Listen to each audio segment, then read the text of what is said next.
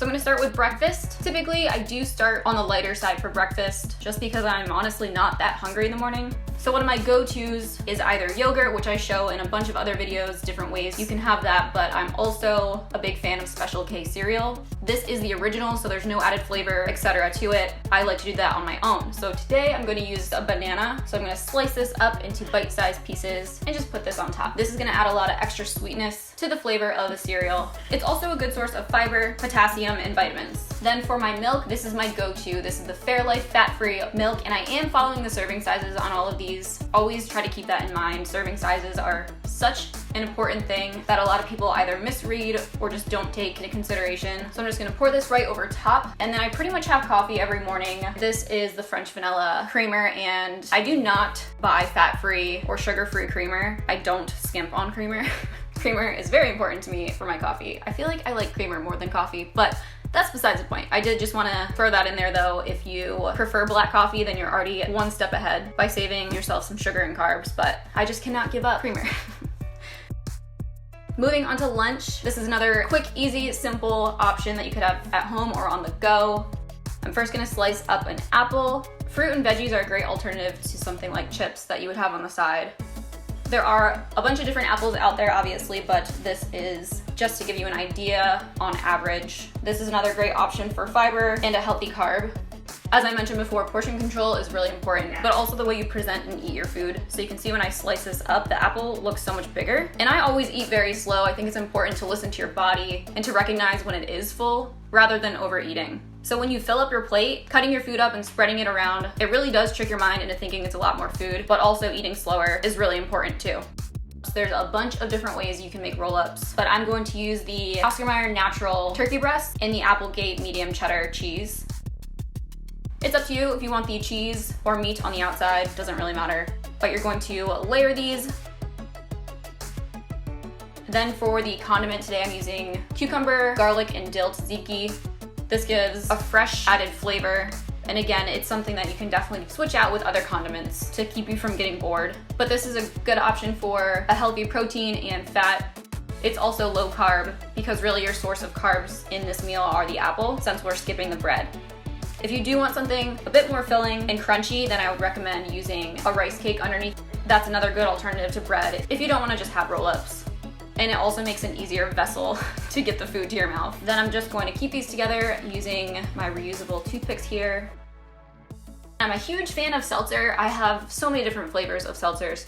This is one of my recent favorites. This is the blackberry flavor. I love seltzer because you're getting your water intake, but it's kind of like tricking you into thinking you're having a treat, like a soda, but you're not. These are really tasty. I've had some seltzers before that I was not really thrilled about, but I definitely recommend this brand and this flavor if you're looking for a new one to try. Will and I have been a huge fan of using the air fryer recently. Will's gonna do most of the cooking and I'm going to film. So to get started, we're going to have 2 pounds of chicken wings and we are going to season these with a little bit of Old Bay and a little bit of olive oil. And then just sprinkle on some baking powder over top. This is gonna help give you that added crispy texture to it. I'm a big fan of crispy wings. I don't like when they're like chewy, fatty, or gummy, you know what I mean? Ew. Mix them up. Gotta get deep in there. Do it with the strong hand. I'm telling you, these are amazing crispy chicken wings. Then for our side, we're gonna have Brussels. So we're just gonna place the Brussels in a bowl, adding 2 tablespoons of olive oil, a tablespoon of sea salt, some fresh ground pepper, and a tablespoon of garlic. Honestly, they taste really good as is, but we're gonna go the extra today and add some Parmesan cheese. But we typically do eat them just with the previous added flavor on top. This is just a little something different to bring in a bit more or a richer flavor. Normally, we would use Parmesan cheese that is ground or shredded more than this, more like powdery, you know? But this is what we had on hand, so it's gonna work. And it pretty much tastes the same, it just doesn't look as pretty in the end. But anyways, you just sprinkle this right on top. We're going to preheat our oven to 425, and you're going to cook your Brussels for about 18 minutes, depending on how crispy you want them.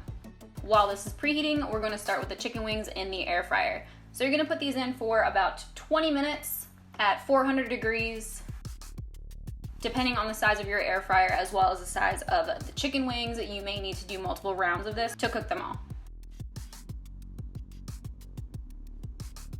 Ready. Voila!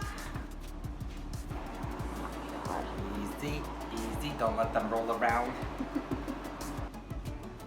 Oh yeah. Nailed it.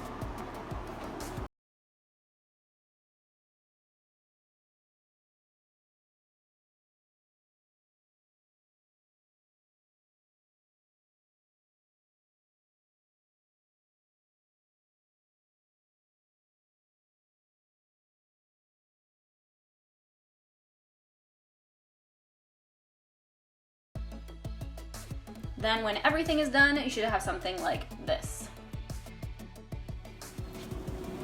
Someone has to clean burnt cheese off. It's not gonna be Will. So an air fryer is a really great option to give you that comfort style, bad for you style food. It gives a healthier alternative to fried food. There's endless options of ways that you can use your air fryer and what you can cook in it. Chicken. Healthy but not. But like I said, we're really obsessed with ours. We use it all the time, and I highly recommend getting one. I'll post the link to the air fryer down below also if you're interested or want to shop anything else I mentioned in this video. So that's everything for today's What I Eat in a Day video. I hope you guys enjoyed it. If you did, be sure to give it a thumbs up. Don't forget to make sure you're still subscribed to my channel and you turn notifications on so you never miss a new video. As always, thank you guys so much for watching, and I hope you have a great rest of your day.